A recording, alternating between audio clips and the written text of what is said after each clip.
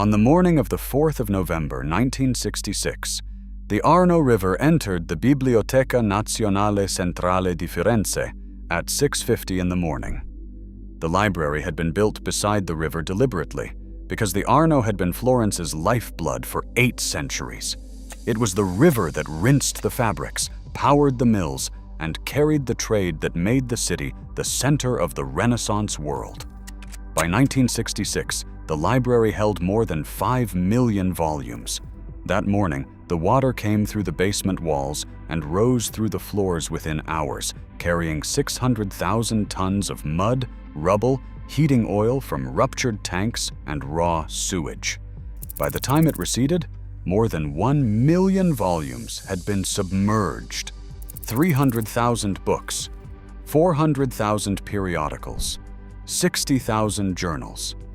Ancient manuscripts from the Magliabechiana collection lay in the basement mud, their ink dissolving, their pages fusing into solid blocks that could not be opened without destroying them. The flood of 1966 is the event from which modern library conservation was born. The techniques for freezing waterlogged books to arrest decay, for separating fused pages, for treating paper damaged by contaminated floodwater, none of these existed before that morning. They had to be invented in the weeks that followed by specialists who arrived from across the world and who worked in gas masks against the smell of decaying leather and sewage, pulling manuscripts from the mud by hand. The flood was a natural disaster. The Arno had flooded Florence 180 times since 1177. The library had been built beside a river that floods. The damage was real and the loss was real, and the event was as natural as a disaster can be. And yet, something about that phrase invites examination. It was the phrase used in the days following the flood, in newspaper accounts, in official reports, and in international appeals for assistance. It is the phrase that has been used for every great library lost in the recorded history of the world. Natural disaster, unfortunate accident, the inevitable consequence of time. Consider what the phrase has been asked to contain. The library of Nalanda University in the ancient kingdom of Magadha, present-day Bihar, India, was one of the greatest repositories of knowledge the ancient world produced. Founded in the 5th century by Emperor Kumaragupta of the Gupta dynasty, it drew students from Tibet, China, Korea, Persia, and Greece. At its height, it housed manuscripts in the millions. Traditional Tibetan sources describe 3 large multi-storied buildings, one of which had 9 floors devoted to the most sacred texts. The subjects preserved there included Buddhist philosophy, mathematics, astronomy, logic, and medicine.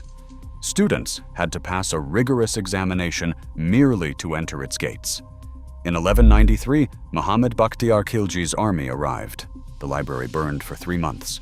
The smoke, according to accounts preserved in Tibetan records, hung for days like a dark pall over the low hills surrounding the site. When the last abbot of Nalanda fled to Tibet in 1204, he carried with him what manuscripts had survived. The rest, however many millions, however many centuries of accumulated knowledge, were ash. This is not a natural disaster. It is documented as deliberate. The Persian historian Minhaj-i-Siraj recorded the events. Archaeological excavations at Nalanda in 1920 revealed a thick layer of ash across many buildings separated by significant distances, consistent with a catastrophic and intentional fire. The destruction of Nalanda is documented, named, attributed, and mourned. And then it was forgotten. The ruins were not surveyed again until the 19th century, when the site was rediscovered by the Archaeological Survey of India as if for the first time. Something that large, that significant, that central to the intellectual life of an entire civilization was buried under 700 years of undergrowth.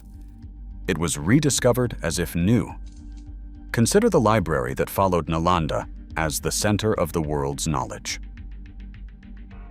The House of Wisdom in Baghdad, Bait al-Hikmah, was founded in the 8th century under the Abbasid Caliphate.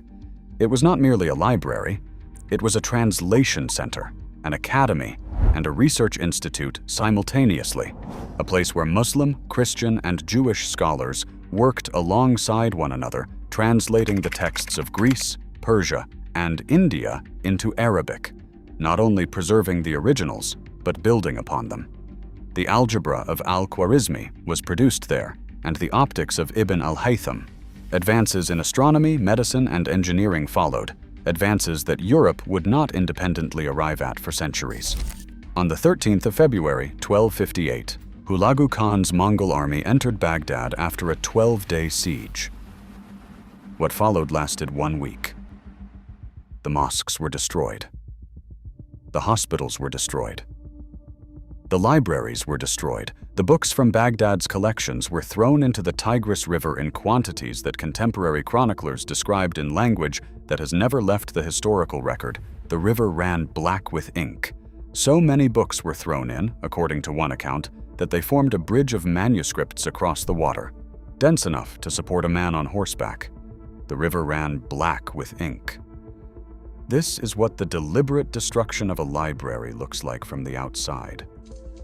Not the gradual fading of an institution underfunded and neglected. Not the slow dissolution of materials that were never copied onto more durable surfaces. Those are the deaths that come for every collection eventually, accumulating invisibly, one manuscript at a time, until the catalog entry points to an empty shelf. This is the other kind. The Tartarian mythology makes a specific claim about libraries. The claim is that a civilization preceding our own possessed knowledge that has been systematically destroyed or suppressed, that what we call progress was in some cases the conversion of something older and more complete into something newer and more controllable. The claim is not supported by evidence in the specific form the mythology gives it. There was no single Tartarian empire with a unified library that was deliberately flooded and called a natural disaster. But the mythology is reaching for something the documentary record confirms in a different form. Libraries have been destroyed throughout human history. The destruction has been deliberate, documented, and in some cases celebrated.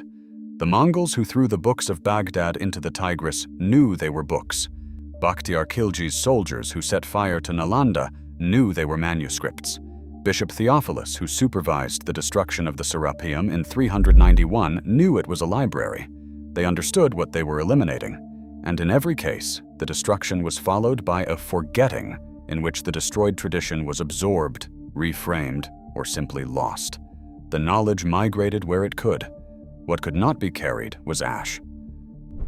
The estimate of 12 million books lost, the number the title of this script names, is an approximation assembled from all the documented library destructions in the historical record across all cultures and all centuries. Nalanda's millions, Baghdad's unknown thousands, Alexandria's hundreds of thousands of scrolls across multiple events, across multiple centuries. The Mayan codices were burned by Bishop Diego de Landa in 1562. In a single afternoon in the town square of Mani in Yucatan, because he later wrote that they contained nothing but superstitions and the devil's falsehoods. The 4 surviving Mayan codices, from a tradition that produced thousands, are the only documentary record of an astronomical and mathematical tradition that remains incompletely understood. 12 million is perhaps conservative, and yet honest uncertainty requires acknowledging what is actually established. The Library of Alexandria did not burn in a single fire.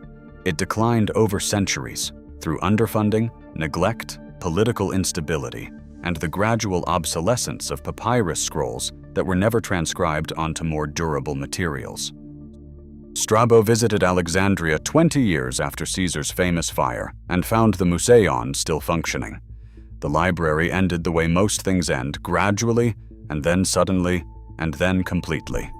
The most dramatic moment in its history was perhaps the least decisive. The House of Wisdom in Baghdad had already been in decline for a century before the Mongols arrived. The intellectual culture that had produced al-Khwarizmi had begun to fracture under theological pressure and the withdrawal of caliphal patronage. And 40,000 manuscripts had been evacuated before the siege began. The knowledge did not all die in the Tigris. Much of it survived in Cairo and Damascus, and in the private libraries of scholars who had left the city before the army arrived. The honest version of the claim is not the mythology's version, the single catastrophic flooding of a unified civilization's complete knowledge deliberately erased and relabeled. The honest version is more diffuse and more disturbing.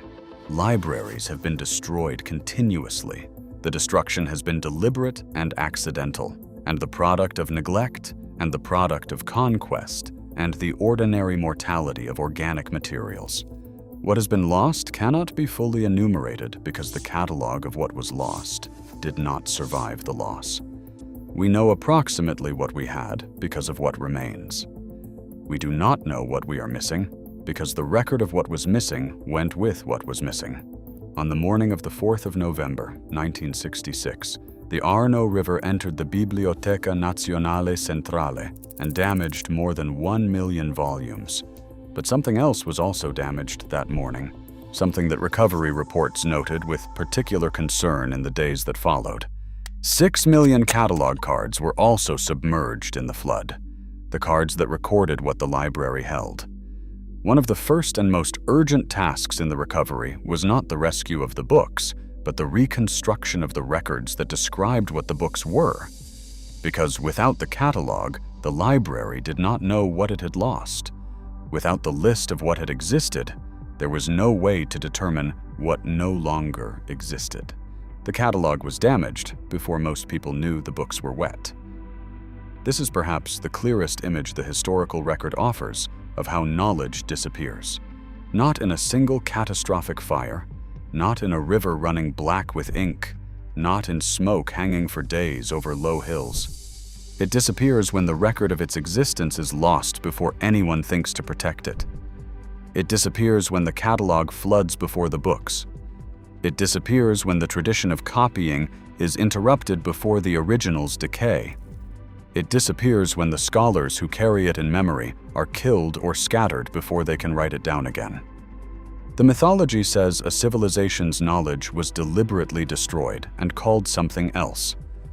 What the historical record says is that civilization's knowledge has been destroyed repeatedly by deliberate action, by neglect, and by ordinary time, and the destruction has been called many things: conquest, purification, progress, natural disaster. What was lost in each case was not any single manuscript or any single building, but the habit of treating the record as something worth protecting. The library of Nalanda burned for 3 months. The smoke hung like a pall. The last abbot fled with what he could carry. The river ran black with ink. The catalog cards dissolved in the mud before anyone thought to move them to higher ground. These are not the same event. They span more than 2,000 years and 3 continents and every possible combination of human intention and natural force. What they share is not a conspiracy. What they share is the consequence of storing everything you know in one place and then losing the place. The question the mythology is reaching for, imprecisely, with too much certainty and too little evidence, is not whether a single civilization's library was deliberately flooded and labeled a natural disaster. The question is whether the pattern of loss across all of recorded history adds up to something that should be named more honestly than it has been. Whether the total, accumulated, irreplaceable weight of what is gone, the 9-storied building burning for 3 months, the Tigris running black, the 1 million volumes in the Florentine mud, the 4 surviving Mayan codices standing in for thousands, whether all of that constitutes something that deserves a different word than accident, is the question before us. The catalog is damaged. Some of what was lost has been restored. Most of what is missing has not been named because the record of what it was went with it. The river ran black with ink. The smoke hung for days. The cards dissolved before the books. We do not know exactly what we are missing. We know only that we are missing something, and that the missing something across all the deliberate and accidental and neglectful destructions of libraries from Nalanda to Baghdad to Florence was very large, perhaps larger than 12 million. The catalog that would tell us the number burned with everything else.